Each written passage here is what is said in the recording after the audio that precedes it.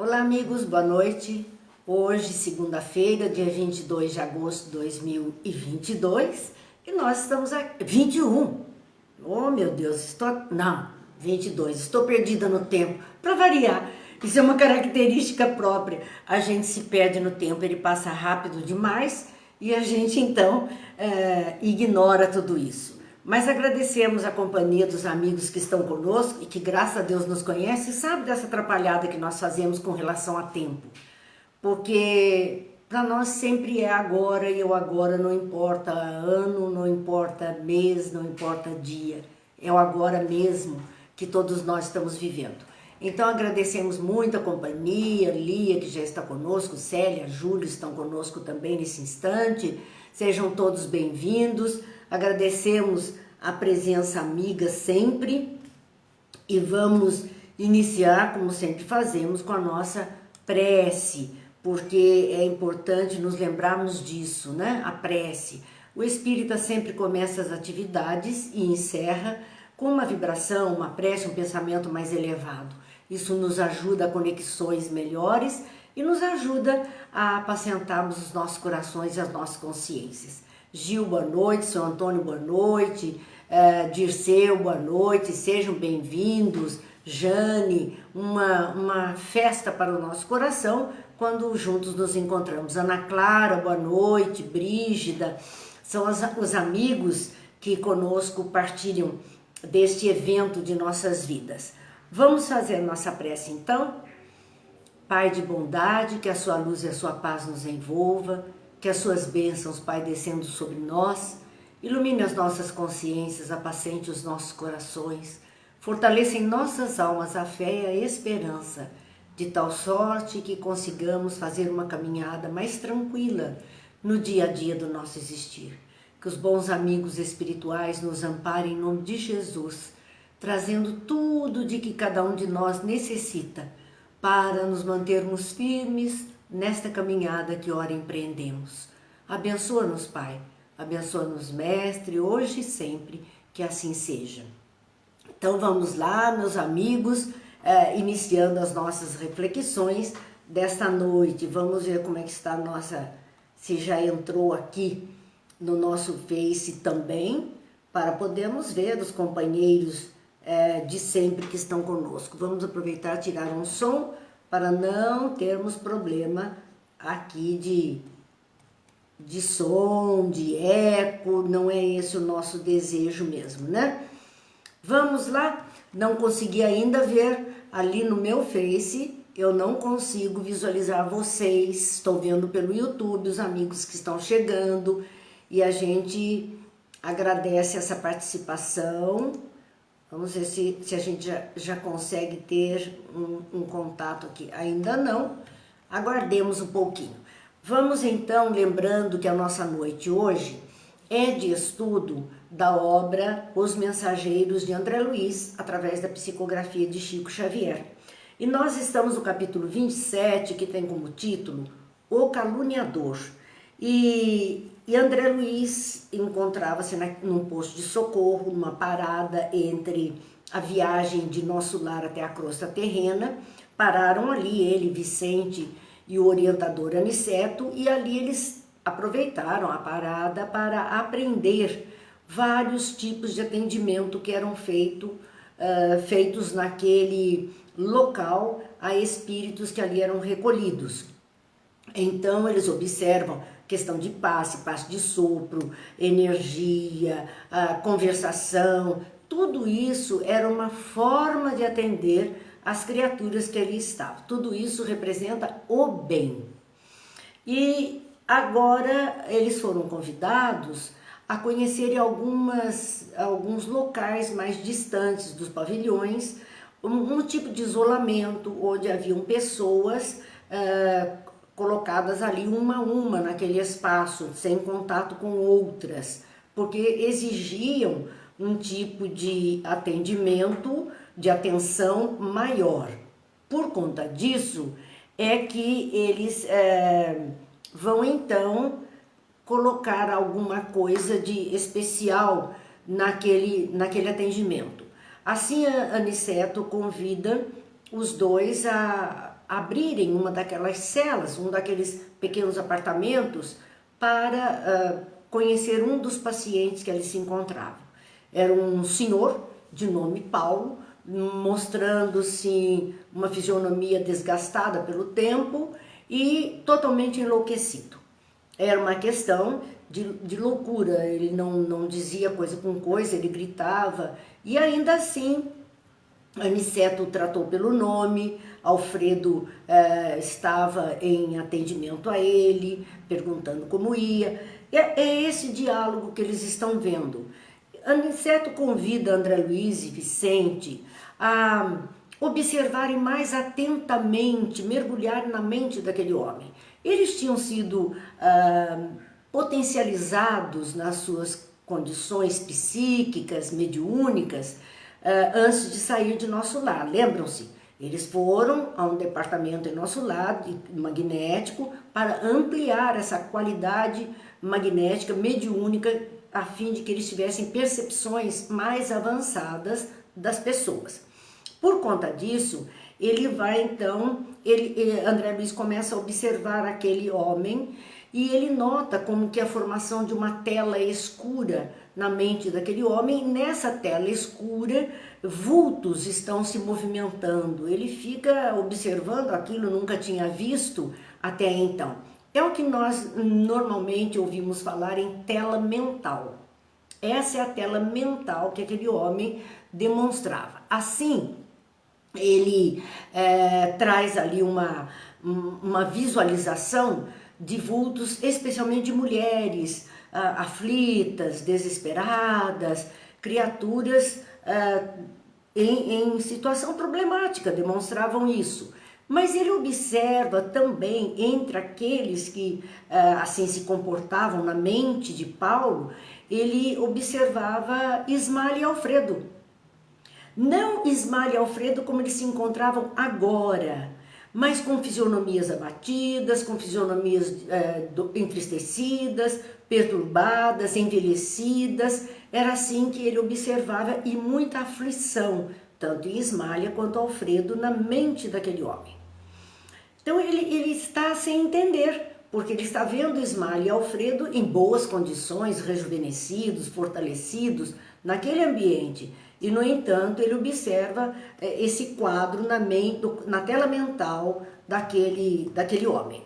Assim, ele questiona que fenômeno é esse que eu estou observando, porque eu não identifico o que é isso, né? Então, André Luiz, ele observava essa situação de que tipo de fenômeno estava se realizando. Bem, agora nós já temos nosso Face aqui aberto em tamanho maior, claro.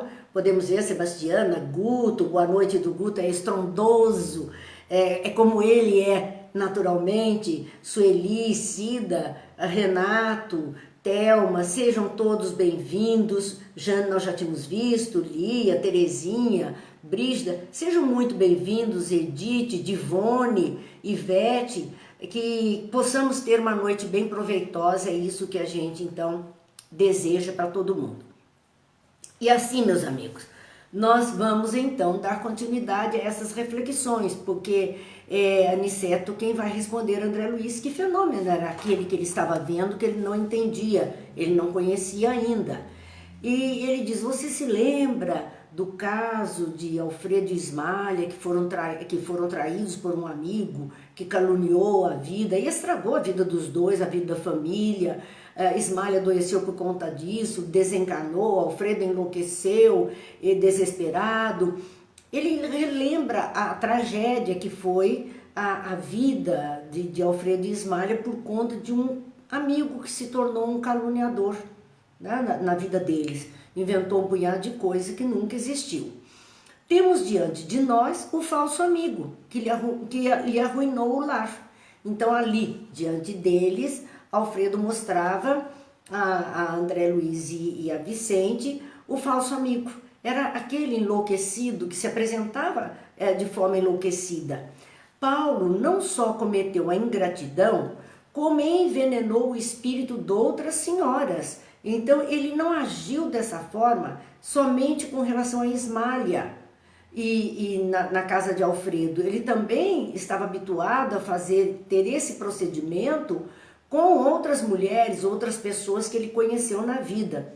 Traiu outros amigos e destruiu a alegria e a paz de outros santuários domésticos. Então ele era um reincidente na questão de caluniar, de desejar a mulher do próximo, de caluniar, não conseguindo, ele caluniava, já que ele não podia tê-las, ele tinha uma desforra, um desejo de destruir a felicidade do outro.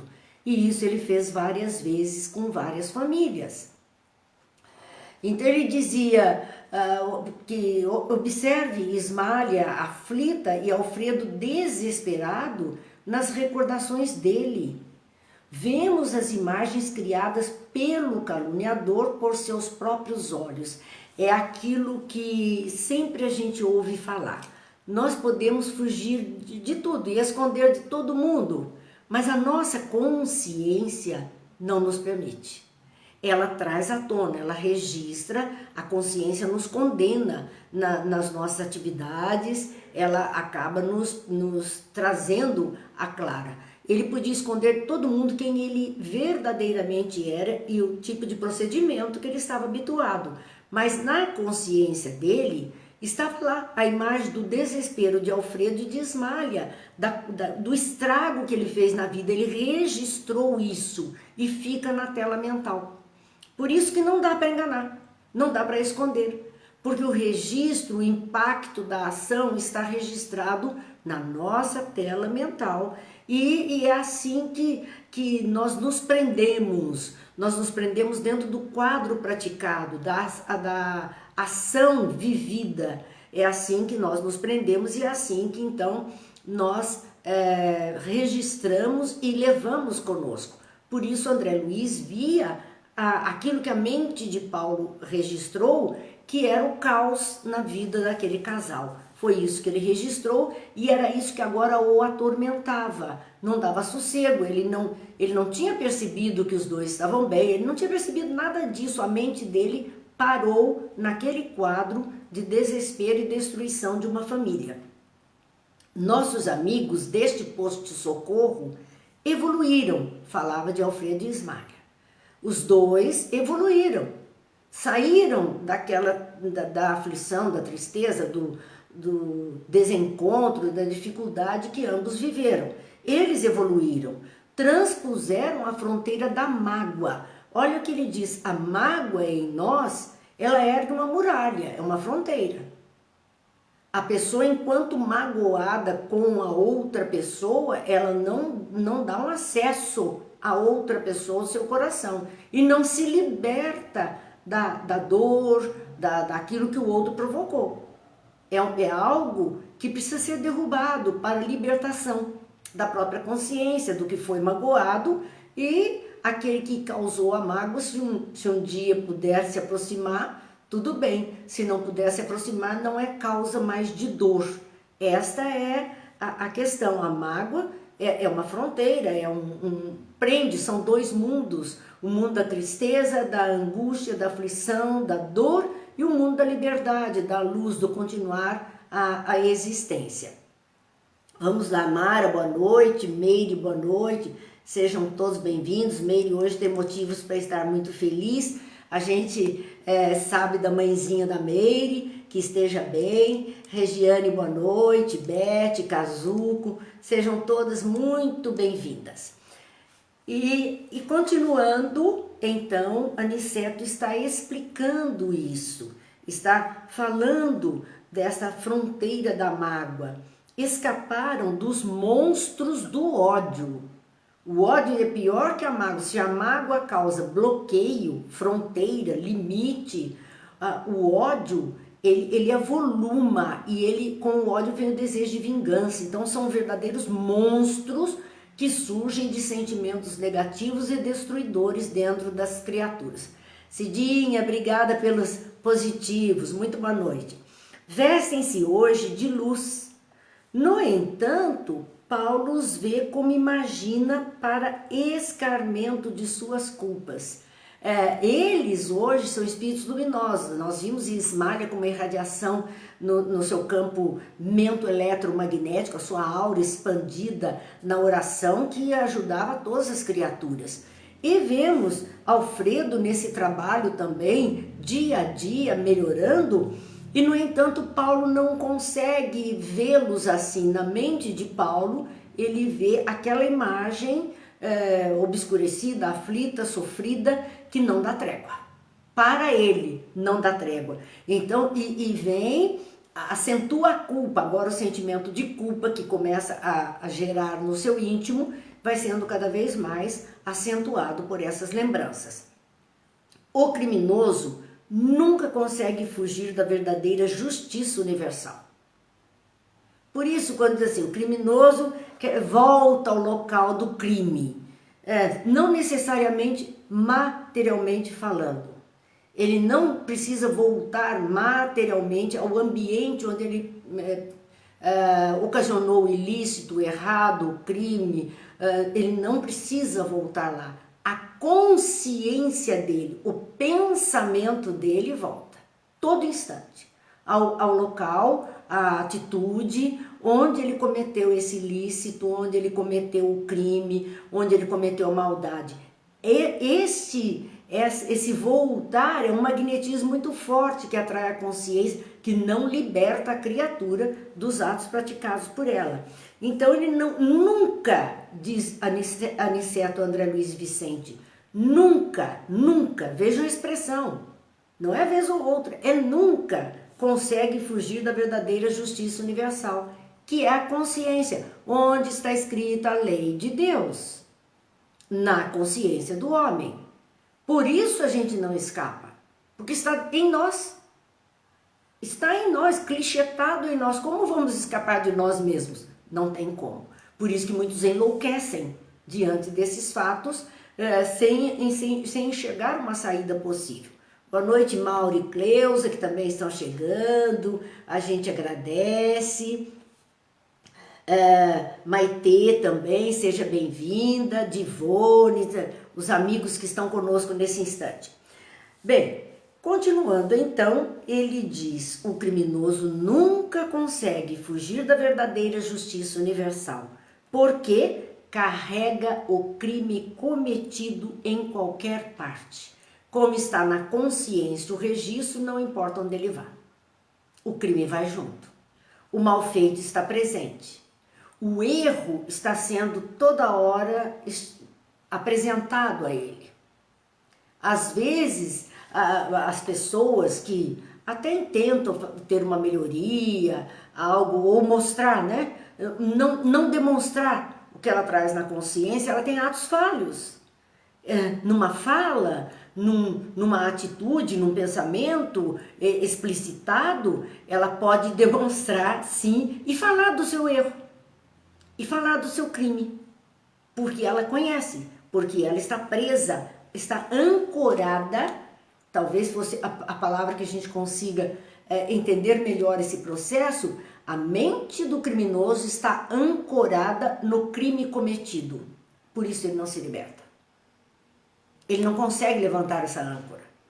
Ele pode fazer de tudo, mas ele está preso a ela. Então aquela memória é a mais densa, a mais forte, aquela que o mantém nesse campo difícil. Tanto nos círculos carnais como aqui, a paisagem real do espírito é a do campo interior. Então essa frase de Aniceto é muito interessante. Tanto nos círculos carnais, quer dizer, estamos aqui reencarnados, né? E estamos junto da matéria densa, ou estejamos desencarnados, os que estão desencarnados.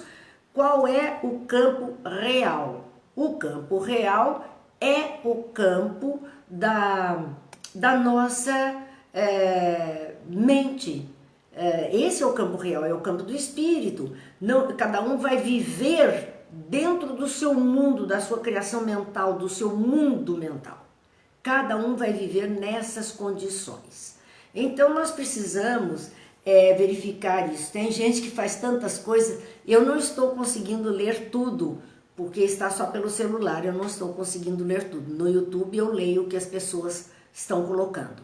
Mas tantas coisas sim que fazemos, né? E que todo mundo faz de alguma forma e que ficam pendentes. Esse é o famoso preguinho de Deus. Os meus companheiros, né, de estudos sabem dessa referência que eu costumo fazer, mas como há pessoas novas entre nós, talvez não estejam habituados ao nosso pensamento, eu preciso esclarecer o que é isso. Quando criança, nós comprávamos num armazém próximo à nossa casa. Então, esse armazém dizia a venda do seu fulano de tal. Então, a gente ia na venda, a mamãe mandava e nós íamos, vai buscar 1 quilo de açúcar na venda, vai buscar lá uma lata de óleo na venda, e lá íamos nós na venda. Sem dinheiro. Chegava lá, aquele comerciante tinha um caderninho. Os mais antigos de Taubaté e talvez de outras cidades também conheçam esse hábito. Tinha lá um caderninho e eu disse, olha, vim buscar uma lata de óleo para a mamãe. Então, procura aí o nome, e havia o caderninho, o agente tinha também uma caderneta que levava e ali ele registrava, dia tal, uma lata de óleo e o preço. Quando chegava o final do mês, que a gente podia somar a caderneta, o dia que tinha dinheiro, ia lá e disse, olha, eu queria que o senhor somasse a caderneta para poder pagar a dívida. E ele somava, só que às vezes o dinheiro não era suficiente para pagar essa dívida, não dava. Então a minha mãe dizia, olha, vou pagar tanto, e esse resto vai ficar para o próximo mês, próximo pagamento, tá bom? Tá bom. Ele transferia a dívida, a sobra, né, o resto da dívida para o próximo pagamento. Esse era o preguinho, ou porque colocava também o papelzinho que a gente gastou, quanto pagou, deixou de pagar, num preguinho na venda. Era o fiado, punha lá no preguinho. E a gente somava papeizinhos, ia lá, tirava do preguinho os papeizinhos, tinham 10 papeizinhos, mas o dinheiro só dava para pagar 7. Então sobrariam 3 que voltavam para o preguinho. Então é por isso que eu falo desse preguinho de Deus. Só um minuto, gente, que eu vou puxar uma extensão aqui. Pronto, vamos passar um fio por aqui. Pronto, vamos tentar chegar a esse fio, que está enroladinho, preso. A gente tenta chegar aqui. Mas nós chegávamos então e reduzíamos a conta, mas não conseguíamos sanar a dívida. Fica para a próxima. E assim, eu entendo essa questão de dívidas que vamos contraindo com o próximo. No nosso comportamento, na nossa vida, nós vamos contraindo essas dívidas. E uma encarnação, às vezes, nós não conseguimos quitar todas as dívidas. Veja, nós vamos ver aqui Paulo com um comprometimento que o atormentava com Alfredo e Ismália, um mal feito da parte dele, mas nós vimos que outras mulheres, outros lares, também foram destruídos pela sua calúnia, pelo mal praticado. E o que pode acontecer em uma próxima encarnação? Paulo conseguir reencarnar próximo a um desses lares e ali ser um bom filho, ajudar, ser um defensor da família, redimindo assim esse comportamento tresloucado. Mas não consegue acertar-se com todos aqueles que ele se comprometeu. Então fica para uma próxima, até que ele consiga zerar toda esse comprometimento com os outros, vai um tempo maior. Até que ele consiga isso, até que ele consiga zerar, ele levará um tempo maior, com toda certeza. Então, é o preguinho de Deus, nós não podemos fugir das nossas dívidas, estão lá, né? As dívidas estão lá nos aguardando, não dá para fugir, mas dá para ir com consciência, nos esforçando e irmos quitando, ainda que em parcelas, essa situação que estamos vivenciando por conta das dívidas praticadas. Vamos acertar aqui que vamos também conseguir trazer mais próximo de nós essa condição do nosso computador aqui para conseguirmos localizar os amigos. Bem, então nós vimos a questão deste procedimento e Aniceto explicando isso exatamente, de que não dá para fugir das próprias culpas que estão na consciência, e quer nos círculos carnais ou nos círculos espirituais, né, na encarnação ou na desencarnação, nós estamos todos vivendo no nosso mundo real, nossa paisagem real, nosso mundo real é o mundo da nossa consciência. Esse despertar da nossa consciência é que vai fazendo a diferença onde quer que estejamos. Então nós temos uma situação que precisamos visualizar para poder fazer esse ajuste, para poder então conseguir dar conta de tudo isso. E é isso que atormentava esta consciência aflita. Vamos tirar um som para não ter o eco. Pronto. Então, nós vamos ver aqui o Aniceto explicando isso, que vivemos esse campo interior e viveremos de fato, com as criações mais íntimas de nossa alma. Então, o nosso mundo real, quer encarnados ou quer desencarnados, é o nosso mundo mental. É aquilo que trazemos no íntimo do nosso ser, que as pessoas não sabem, não conhecem, mas que nós estamos ali mergulhados dia e noite, dentro, vivendo de fato esse imaginário, vivendo de fato o imaginário. É interessante saber então da responsabilidade do imaginário, dessa criação. Algo assim como nós temos sabido todo o tempo. A questão do nosso pensamento, a questão do nosso campo mental, daquilo que nós ouvimos, daquilo que nós lemos, daquilo que nós assistimos. Tudo se transforma em imagem. O nosso cérebro não lê palavras. Quando nós vemos palavras, as letras vão compor, cada palavra vai compor uma imagem. Né? Quando nós pensamos alguma coisa e vamos exteriorizar, a criação mental está feita. Eu vou narrar aquilo que está, aquela imagem, aquela cena, aquela imagem criada mentalmente. Então, este imaginário, que é composto por tudo que eu ouço, tudo que eu vejo, tudo que eu leio e as minhas ações, é o meu mundo real. É onde eu vivo. Eu, espírito, estou mergulhado dentro deste mundo real. Né? Então não é este mundo externo, a aparência. Esse não, esse é um mundo de fantasia. A fantasia que nós vestimos para nos apresentarmos aqui ou ali, para dialogarmos com essa ou aquela pessoa, esse é um mundo de fantasia. Não é o mundo real. O mundo real é o que está no íntimo da criatura. Eu me lembro aqui da questão do palhaço do circo, né? Que tantas vezes o palhaço com aquela máscara de sorriso e fazendo as palhaçadas, as brincadeiras para tirar sorrisos e gargalhadas de outras pessoas, aquela criatura debaixo daquela máscara muitas vezes está chorando. Dores, aflições, enganos, dificuldades, traições, perdas de ente querido, doenças.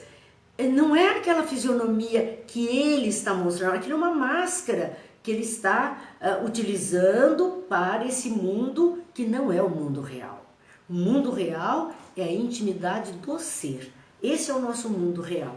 É isso que Aniceto está explicando a eles. Paulo está preso neste mundo real que ele construiu, com as suas calúnias, as suas maldades, a destruição de lares. Ele construiu esse mundo e ele está preso dentro dele, das suas criações mentais.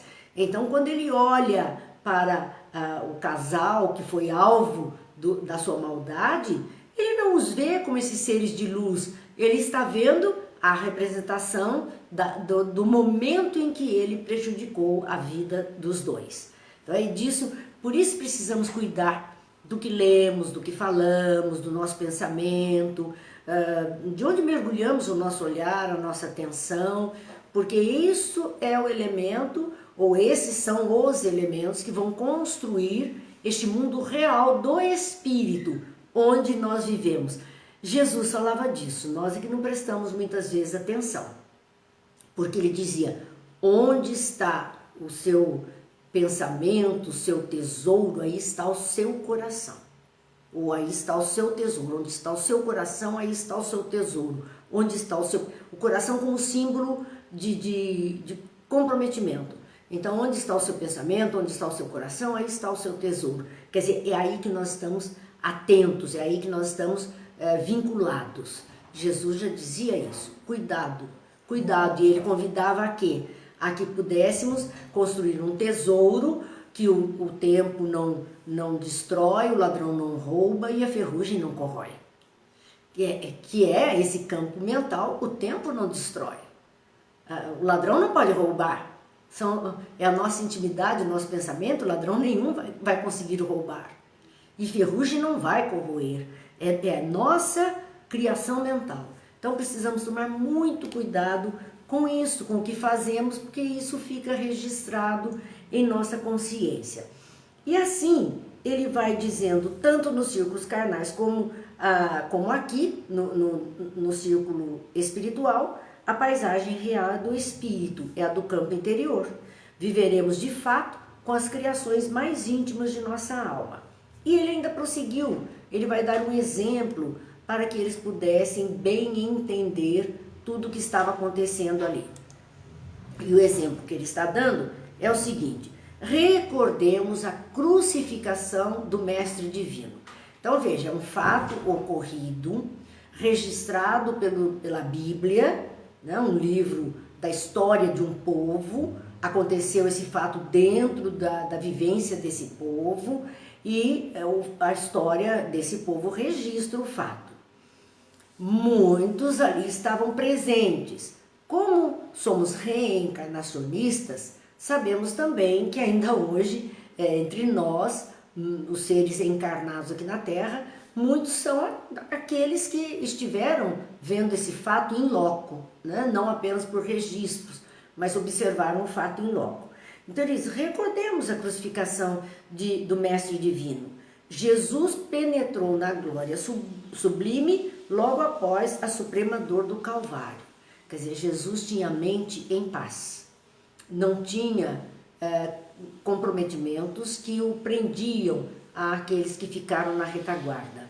Pelo contrário, ele fez tudo para ajudar. Então, logo após o suplício, a desencarnação do corpo físico, Jesus penetra essa glória sublime, quer dizer, os mais altos páramos celestiais, espirituais que nós pudéssemos conceber. Entretanto, ele foi. Mas o que é que na maioria das vezes nós registramos quando pensamos em Jesus? O que Alfredo diz, ainda o vemos pendurado na cruz, martirizado pelos nossos erros. Quando falamos de Jesus de imediato, raramente as pessoas pensam naquele Jesus maravilhoso, esplêndido, luminescente. Não. Se não o vemos na cruz, vamos vê-lo com a roupa branca, mas com o coração exposto, sangrando. Ou vemos na cruz, no martírio, sofrido, sangrando, ferido, lacrimoso, entristecido. Ele não permaneceu assim. Ele se libertou daquela cena e adentrou em luz, em corpo luminífero. Ele apresentou-se assim e segue a sua jornada de espírito com essa qualidade. Mas nós, seres humanos, cada vez que falamos de Jesus, vamos para esta cena dolorosa. Por quê? Porque esta cena foi causada pelos nossos erros. A humanidade errou nesse julgamento. A humanidade permaneceu ligada a isso, flagelado pelos nossos açoites, os castigos que foram impostos a ele, né, os sacrifícios que foram impostos, os martírios impostos. Fomos nós, humanidade terrena, do modo geral, e que estávamos tão próximos dele e, no entanto, não o defendemos. É esta culpa que a humanidade carrega consigo, porque a visão interior a isso nos compele. A nossa visão de espírito, a nossa consciência gravou esta cena. Vimos esta cena repetidas vezes, ainda que não estivéssemos presentes no local, no momento. Esta cena ficou registrada através de pinturas, descrições, na nossa atualidade, filmes. E nós, de tudo que podíamos gravar, desde o seu nascimento maravilhoso, aquela criança bela, a estrela, a luz, não adianta. Nós registramos o Calvário. É o que mais nos impressiona, talvez porque mais se aproxime do comportamento humano, né, dos julgamentos falhos, das condenações que ainda fazemos, desse nosso espírito ainda aguerrido. Eu não estou, deixa eu visualizar quem foi que nos alertou a respeito dos vitrais da igreja. Sim, né, Cidinha dizendo nos vitrais da igreja, nos santinhos, nós vemos muito isso. E essa imagem ficou. Ela mais se aproxima de nós. E claro que muitas vezes nós nos sentimos culpados por isso. A nossa consciência nos acusa por isso. Nos acusa. É interessante que isso venha à tona. Nós tivemos uma experiência assim, acho que já contei para vocês, mas vou repetir porque foi uma experiência muito forte vivida. De que quando estávamos em Jerusalém, exatamente no local onde houve todo esse suplício, né, atribuído hoje como aquele local em que Jesus teria sido chicoteado, coroado com espinhos, açoitado de todas as formas, para dali seguir carregando a cruz até o Calvário, nós tivemos um choque. Eu acredito hoje, ouvindo essas palavras de Aniceto, que foi um choque de realidade. A realidade material da nossa vida, né, atual, e a realidade espiritual, de como espíritos já registramos essa dor muitas vezes, não que necessariamente tivéssemos participado de tudo aquilo, mas que registramos através dessas imagens, dessas leituras, dessas descrições, desses filmes.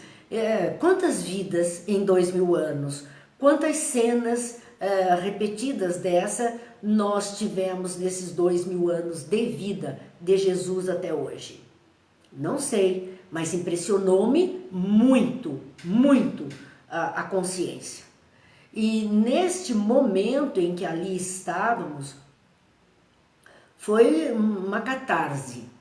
Quer dizer, veio à tona todo esse sentimento de culpa, e a nossa expressão em lágrimas naquele local era: meu Jesus, me perdoa. Era a sensação de não tê-lo defendido, era a sensação da injustiça praticada e de todo o sofrimento em decorrência dessa injustiça. Então não tínhamos outras palavras naquele instante a não ser essas. Foi o grito da consciência. É interessante porque as pessoas reagem de forma diferente. Eu me recordo perfeitamente que na infância, na época de Semana Santa, havia sempre o filme Paixão de Cristo. E o cinema lotava. E a gente ia todo ano para ver o mesmo sofrimento, para chorar as mesmas lágrimas. Era tradição assistir isso. Até que chegou um ponto da minha vida já adolescente que eu disse: eu não vou mais, eu não assisto mais. Isso eu não quero ver mais. Já vi o suficiente para essa encarnação, não quero ver mais. E nunca mais fui assistir e não assisto mesmo, porque a minha memória já traz isso. Eu não preciso mais alimentar esse quadro mental. Pelo contrário, o desejo é refazer esse quadro mental com atitudes melhores, para clarear um pouco, não dá a carregar esse peso. A Regiane dizendo, esse filme faz chorar, também não assiste mais.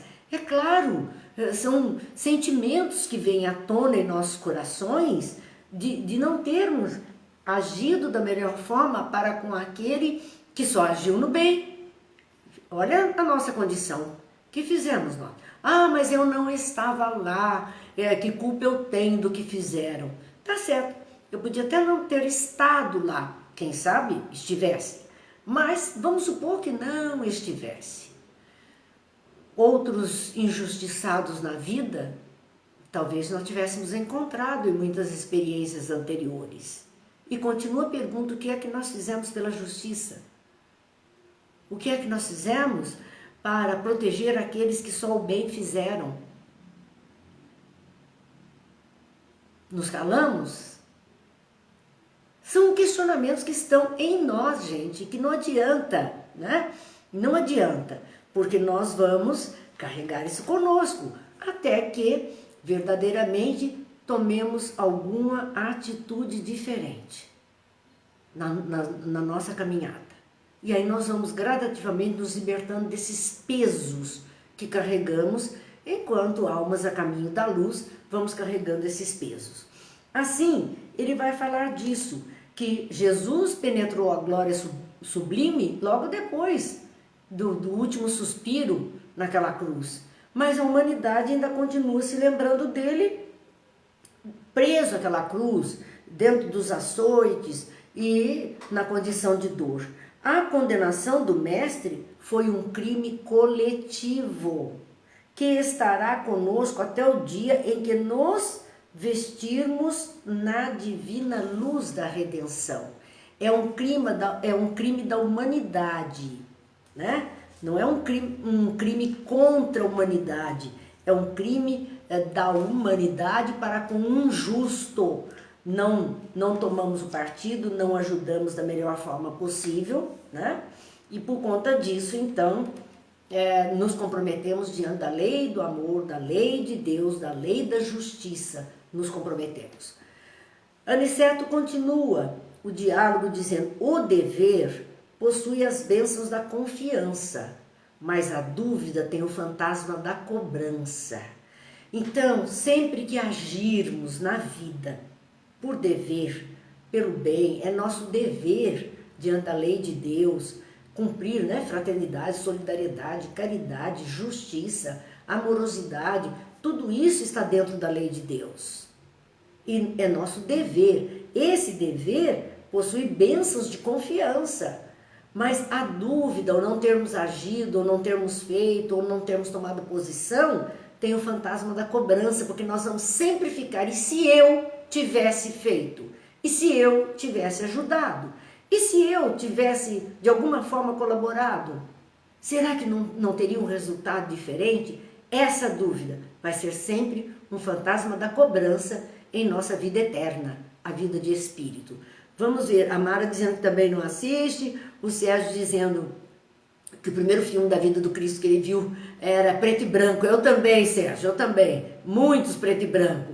E as pessoas ainda andavam igual aos filmes do Carlito, aquele cinema mais rápido, né?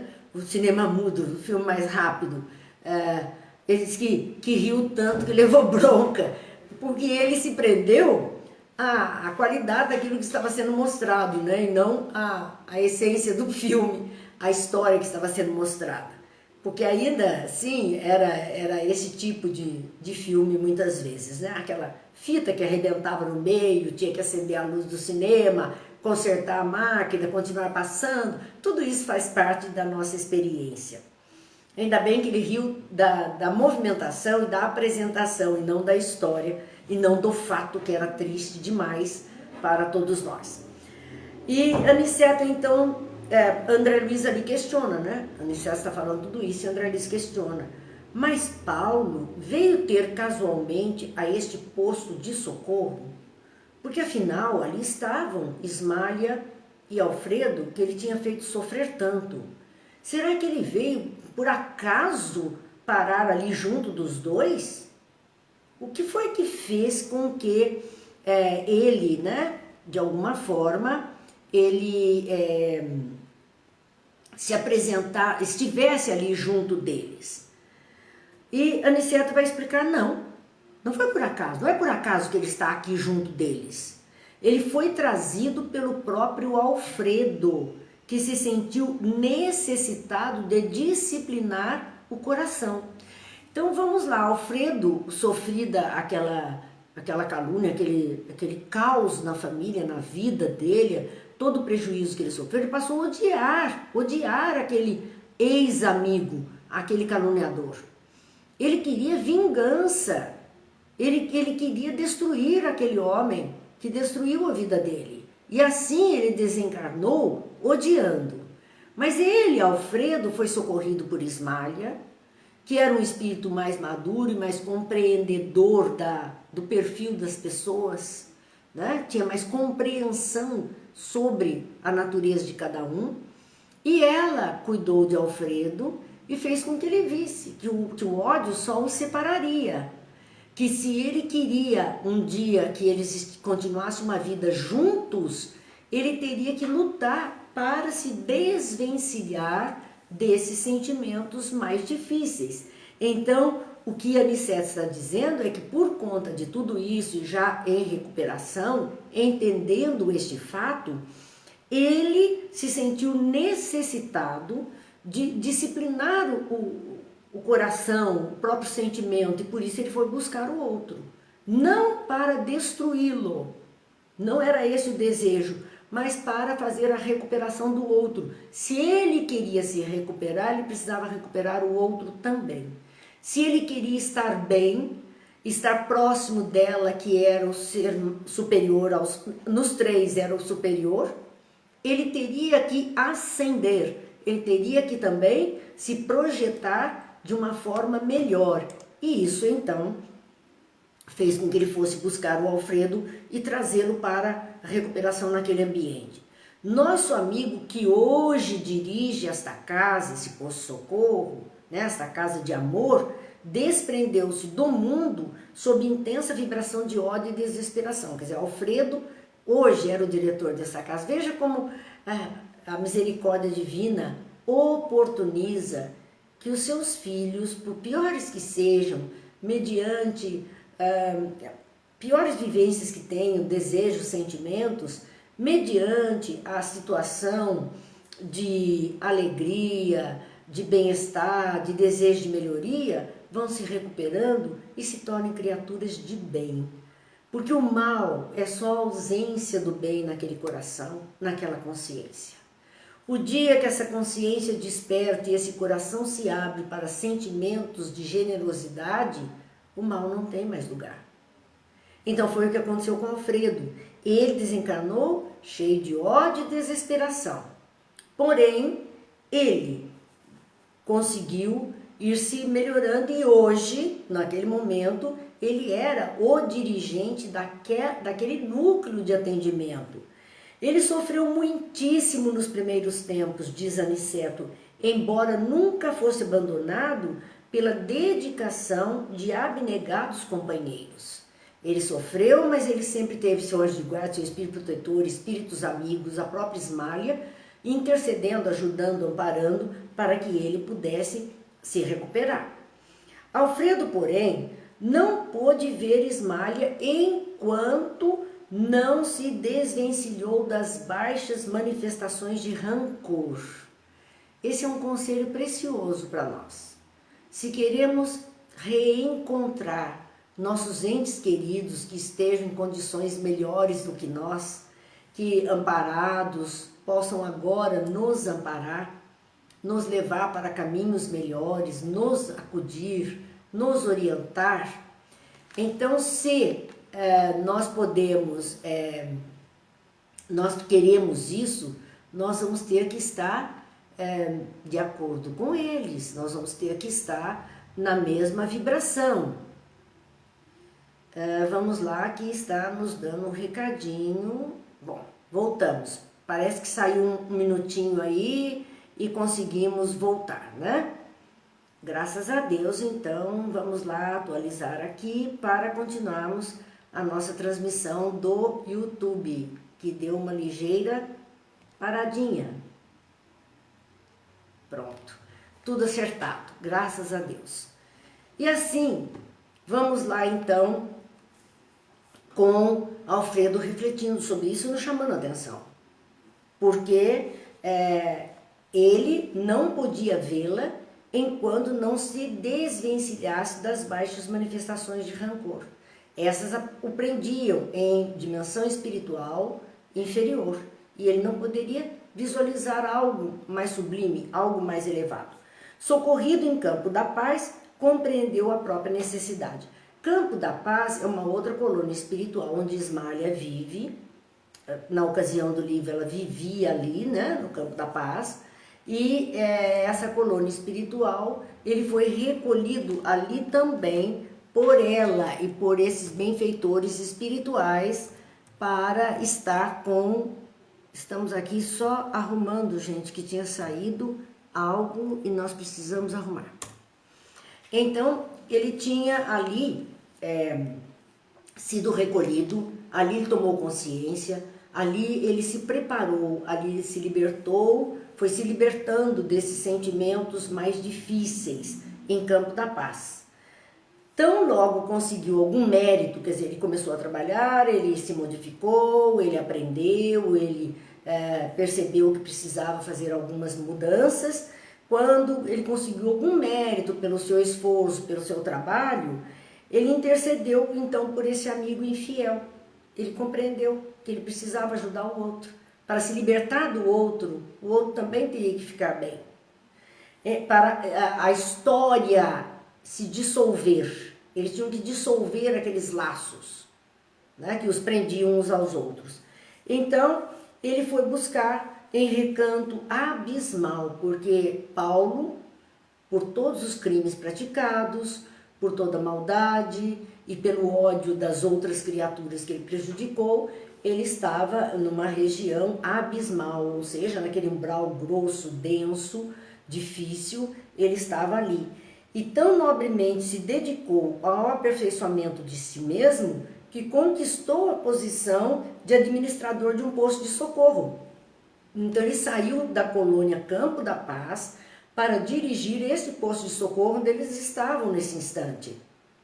Ele veio como um dirigente, ele já estava pronto para fazer essa tarefa que ele desejava, sim, melhorar, ele desejava ali continuar a sua jornada, o seu espaço, a sua condição.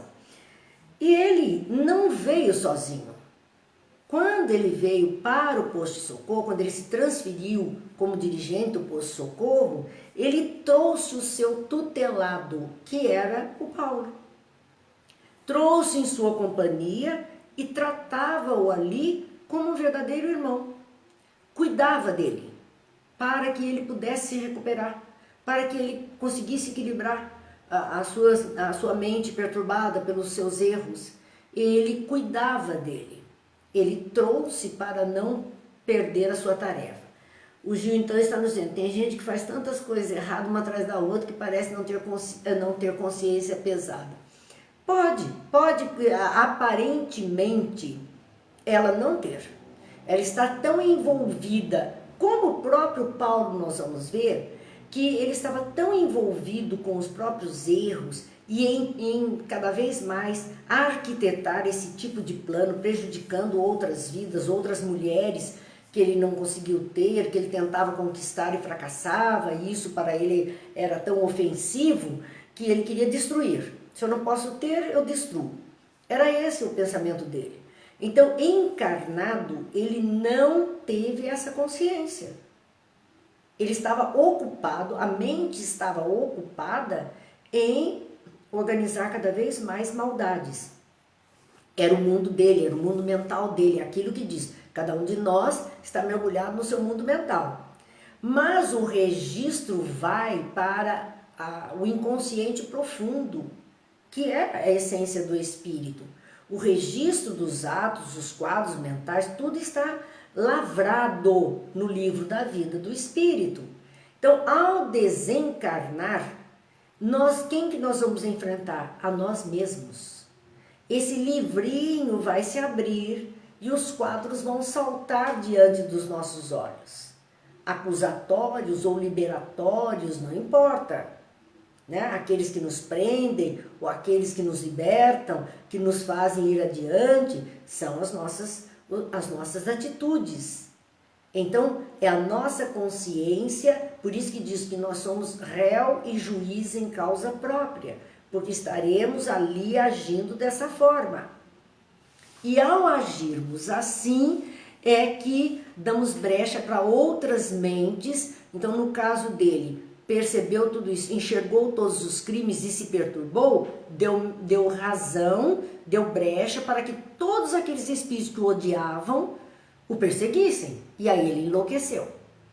E estava preso naquela região de onde Alfredo o tirou.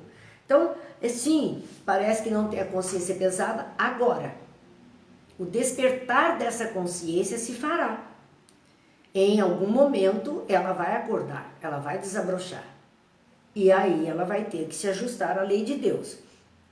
Então, voltando aqui, ele dizia que ele trouxe para o posto de socorro como um irmão para ser ajudado.